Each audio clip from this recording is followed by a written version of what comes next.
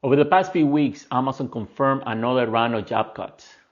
Not a massive headline grabbing wave, and not a sudden collapse.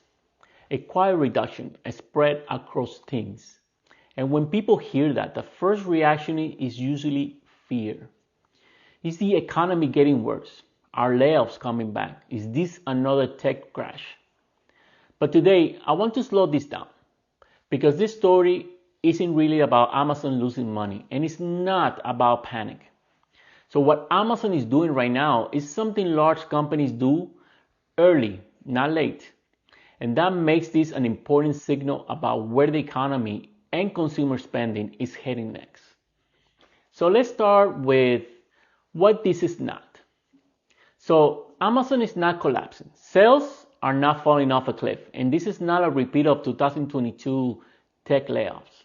In fact, Amazon remains profitable, dominant, and deeply embedded in everyday life. So if business isn't falling apart, why cut just now? Because companies like Amazon don't wait for damage. They are just ahead of it. And that's the key to understand this story.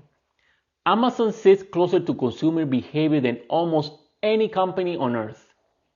It sees what people buy, how often they buy, what they delay, what they downgrade, where spending slows before it stops. So that data gives Amazon a forward-looking view on demand. So when Amazon trims staff, it's usually not reacting to what just happened. It's reacting to what it expects to happen. And that expectations right now is not a collapse. It's a slower, but more cautious consumer behavior. And here's what's been happening quietly over the past year. Consumers haven't stopped spending, but they have changed how they spend. They spent more into store brands, delayed purchases, subscription cancellations, fewer impulse buys, and less upgrades, big discretionary splurge, buy now, think later behavior. This doesn't show up as a dramatic drop in sales. It shows up as a flattening growth. And when growth flattens, companies like Amazon adjust costs to protect their margins. That's when jobs quietly get cut. And many people think layoffs begin when the economy is already bad. That's not how it usually works. In most slowdowns, bills rise first, spending becomes selective, companies adjust internally, and jobs get trimmed quietly. So public layoffs comes later, if at all. Amazon is in that early adjustment phase. It's not slashing warehouses or delivery drivers en masse. It's tightening corporate roles, efficiency layers, and overlapping functions. That's a signal of caution, not panic.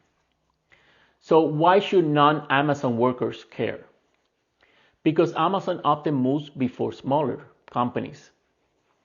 When a giant adjusts, vendors feel it, contractors feel it, logistics partners feel it, tech suppliers feel it, and those effects ripple outwards. Smaller companies don't have Amazon margins or flexibility, so they watch closely. That's why Amazon decisions often act as a leading indicator, not a lagging one. This doesn't mean that 2026 will be a recession year. It means 2026 is shaping up to be a pressure year. Households already feel tight. Spending growth is slowing. Companies are protecting margins. And instead of dramatic layoffs, what you likely see first is hiring freezes, fewer promotions, smaller raises, contractors reduce, projects delay. Those changes don't make headlines, but they affect income growth. This is how modern slowdowns often look. Not crashes, not sudden collapse, but quiet adjustment, a layer on top of already high costs. Companies don't wait for consumers to stop spending. They adjust when they sense caution forming. Amazon is doing exactly that. And here's what matters next. Not headlines, but signals. Watch for more companies slowing hiring without announcing layoffs. Corporate earnings language shifting from growth to efficiency. Fewer job postings staying open. Longer hiring timelines. Consumer spending holding up, but barely. If those continue, Amazon won't be alone. So when you hear Amazon layoffs, don't jump straight to fear. This isn't a collapse story. It's an early sign story. So Amazon is adjusting before consumers fully pull back, not after. And when companies do that, it usually means that the economy is entering in a tighter, more cautious phase, not a crisis, but not a relief either.